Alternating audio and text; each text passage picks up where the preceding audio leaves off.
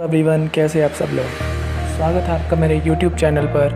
और आज हम एक PPT के ज़रिए जानेंगे कि कोविड-19 का इंडियन इकोनॉमी पर क्या इफ़ेक्ट पड़ा है। तो चलिए जल्दी से टाइम वेस्ट न करते हुए वीडियो को शुरू करते हैं। तो जैसा कि हम जानते हैं कि कोरोना वायरस, जिसे कोविड-19 के नाम से जाना जा रहा है, ने आज पूरे विश्व में अपने पैर पसार लिए हैं। इसने पूरी दुनिया की अर्थव्यवस्था को एक बड़ा झटका दिया है और भारत भी जिससे कहीं दूर नहीं है। भारत में लाखों लोग जहां बेरोजगार हो चुके हैं, वहीं साथ ही कई गैर ज़रूरी वस्तुओं सेवाओं की पूर्ति रुक सी गई है। तो कोविड-19 का क्या प्रभाव, क्या इफ़ेक्ट इंडियन इकोनॉमी पर पड़ा, आइए जानते हैं। कोविड-19 के इंडियन इकोनॉमी पर पड़ने वाले प्रभाव को हम इसके सेक्टर्स यानी कि क्षेत्रों के नज़रिए से देखेंगे, जो कि है प्रोडक्शन एंड सप्लाई यानी कि उत्पादन एवं पूर्ति, स्टॉक मार्केट, एम्प्लॉयमेंट सेक्टर और मेडिकल सेक्टर। तो सबसे पहले है प्रोडक्शन एंड सप्लाई। इसे हम दो नज़रियों से देखेंगे, ज़रूरी वस्तु और सेवाओं के नज़रिए से और गैर ज़रूरी वस्तु और सेवाओं के नज़रिए से। जहाँ तक ज़रूरी वस्तुओं और सेवाओं का सवाल है, जैसे कि खाना, पानी, दवाइयाँ इत्यादि, तो सरकार ने बोला है कि इनकी सप्लाई जैसे चल रही है, ज्यों की त्यों वैसे की वैसे चलती रहेगी। और जहाँ तक सवाल है गैर ज़रूरी वस्तु और सेवाओं का, जैसे कि कार, फर्नीचर, कपड़े, ज्वेलरी वगैरह, तो इनकी सप्लाई को अस्थायी रूप से रोक दिया गया है। लेकिन लॉकडाउन 4.0 में सरकार ने इसमें बड़ी राहत दी है। आइए अब हम चलते हैं अगले सेक्टर की तरफ, जो कि है स्टॉक मार्केट। मार्च 2020 के दूसरे सप्ताह में WHO यानी कि वर्ल्ड हेल्थ ऑर्गेनाइजेशन ने कोविड-19 को एक महामारी घोषित कर दिया। और हम सब यह जानते ही हैं कि जिस देश में महामारी कदम रख देती है, तो वहाँ के बाज़ार तेज़ी से नीचे गिरने लगते हैं। और भारत के साथ भी यही हुआ। भारत में जहाँ निफ्टी 35% तक नीचे गिर गया, वहीं साथ ही कई सिक्योरिटीज़ के प्राइसेस डाउन जाने लगे और भारत को पोर्टफोलियो निवेश में भी एक बड़ा नुकसान सहना पड़ा। नेक्स्ट सेक्टर है हमारा एम्प्लॉयमेंट सेक्टर, रोजगार का क्षेत्र। लॉकडाउन 3 तक सरकार ने सभी ऑफिस, बिजनेस, फैक्ट्रीज, कंपनीज इत्यादि को बंद रखने के आदेश दिए, जिसके कारण लाखों लोग अपने आप को बेरोजगार समझने लगे। तब सरकार ने वर्क फ्रॉम होम मिशन चलाया और अपने एम्प्लॉयज़ को घर से ही काम करने के निर्देश दिए और कहा कि घर से काम करने वाले एम्प्लॉयज़ की, स्पेशली गवर्नमेंट एम्प्लॉयज़ की सैलरी ना काटी जाए।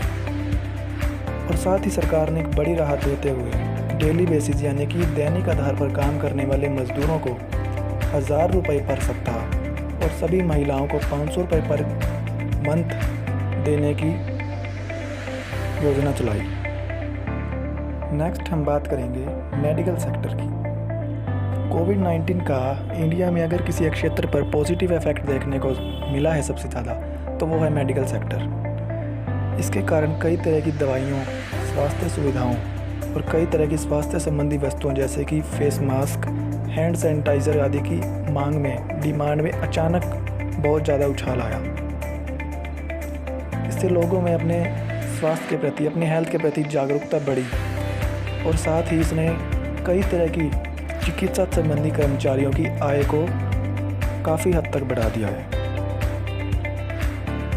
आगे हम देखेंगे कि कोविड-19 के इंडियन इकोनॉमी को क्या क्या बेनिफिट्स हुए।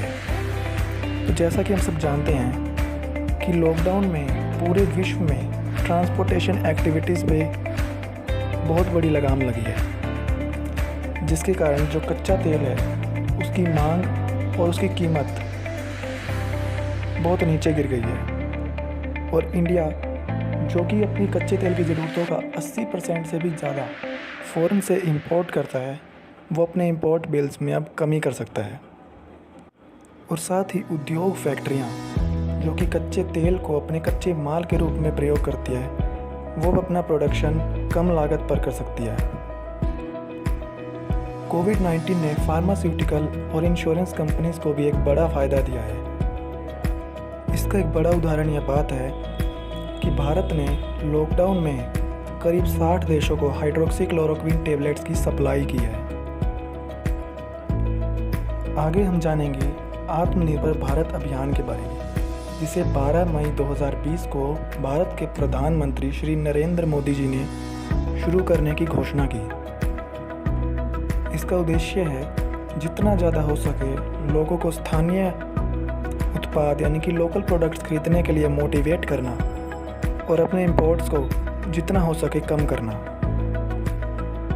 इसके लिए प्रधानमंत्री जी ने वोकल फॉर द लोकल का नारा दिया और साथ ही अर्थव्यवस्था को वापस पटरी पर लाने के लिए उन्होंने 20 लाख करोड़ के बड़े आर्थिक पैकेज की घोषणा की। तो इन शॉर्ट्स हम कह सकते हैं कि कोविड-19 ने भारत समेत पूरी विश्व की अर्थव्यवस्था को एक गहरा झटका दिया है। कुछ क्षेत्रों में लाभ जरूर हुए हैं, लेकिन उनकी तुलना में होने वाली हानियां इतनी ज़्यादा हैं कि जिनकी भरपाई करने में शायद सालों लग जाएंगे।